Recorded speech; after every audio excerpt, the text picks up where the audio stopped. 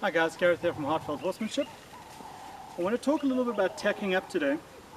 And yes, I'm tacking up in a Western saddle, but this applies to any tack you use. The process we go through for saddling, and this is something that I've had some of our longer term students request for a long time. Okay, so the first thing we're going to talk about is not holding the horse or tying the horse. I want my horse to stand nice and still while I'm doing the tacking up. They don't move off unless I ask them to.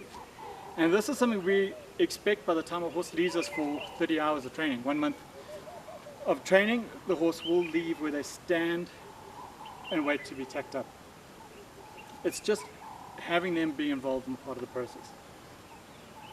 Okay, the next thing I want to talk about is the actual tightening up. Just before I get there, I just want to talk a little bit about why you will see I normally tack up on the right hand side, but I want to be able to tack up from both sides. Unless you carry a sword, you should be doing everything on both sides of your horse. That tradition is ridiculous. You don't only get on from one side of a horse. Even Jimmy agrees. Okay, so I've got my saddle pad on and he stays standing. The reason I saddle up from the right hand side is my rigging is all on the right. So I don't want to have to throw that all over on the horse. So by rigging I mean my girth, or 2 girths, or strapped onto this side. But even if you've got an English saddle and you don't have a ton of rigging to throw around, I would practice saddling up from both sides.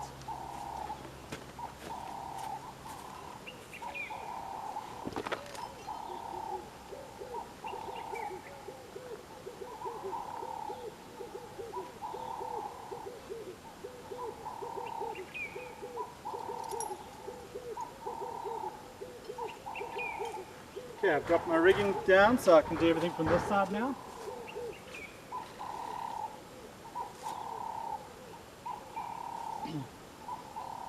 Now I have my ladder goes to tie my girth tied up neatly so I can just come through, pull them, and they're ready to go. When I go to get the girth, I face the back of the horse, hold my ladder go in my right hand, and put only my left arm under to grab the girth. The reason is I want to be able to see the back of the horse. If anything happens and they shoot forward or backwards, only my arm's under, not my head as well. Then my first tightening, and this is the crucial thing that motivated me to do this video, is I see people tightening where they like slam the legs into the ground, and that is not kind to a horse. That is cruelty. The horse isn't prepared for it and it's just painful. So my first tightening is very loose, just enough to stop the saddle falling off.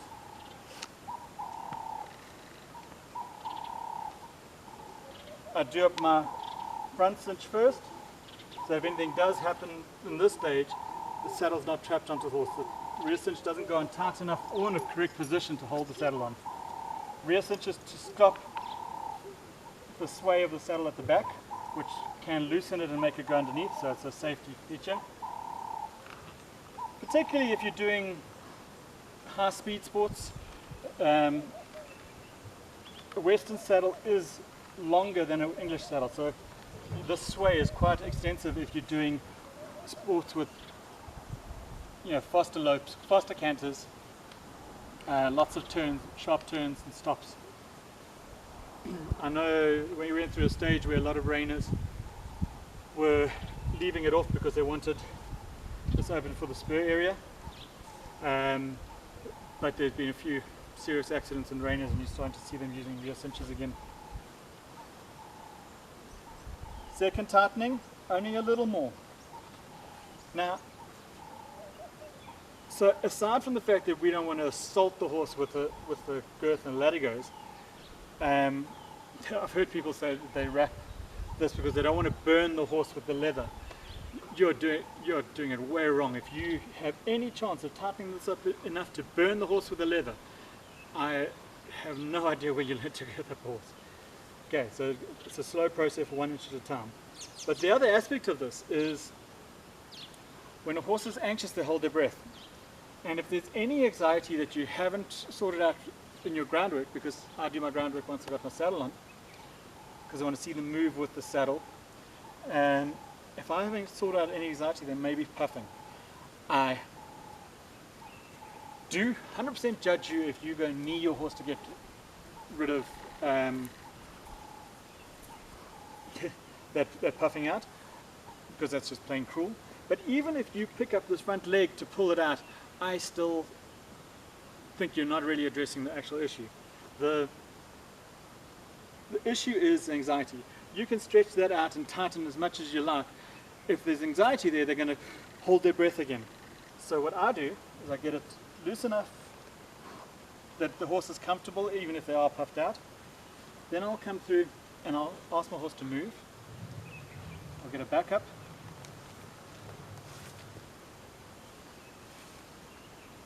Maybe a hindquarter disengagement. Hindquarter disengagement causes relaxation. So I'll then do a second tightening. And I'm only taking up 1 inch, 2.5 centimeters. Come across the other side, do a hindquarter disengagement this side.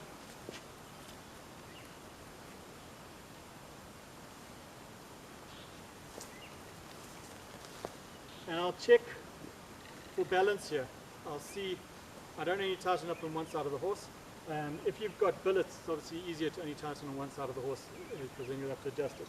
But because I ride a bunch of different horses, I've got to adjust my latigos regularly. So I normally balance out both sides.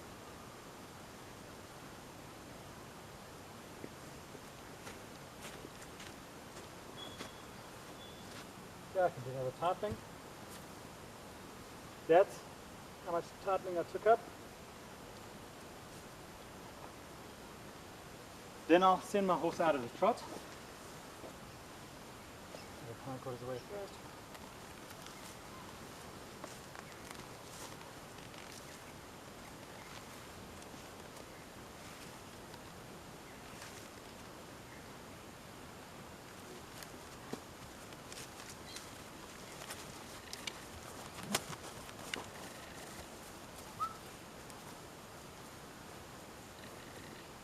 And do my last tightening.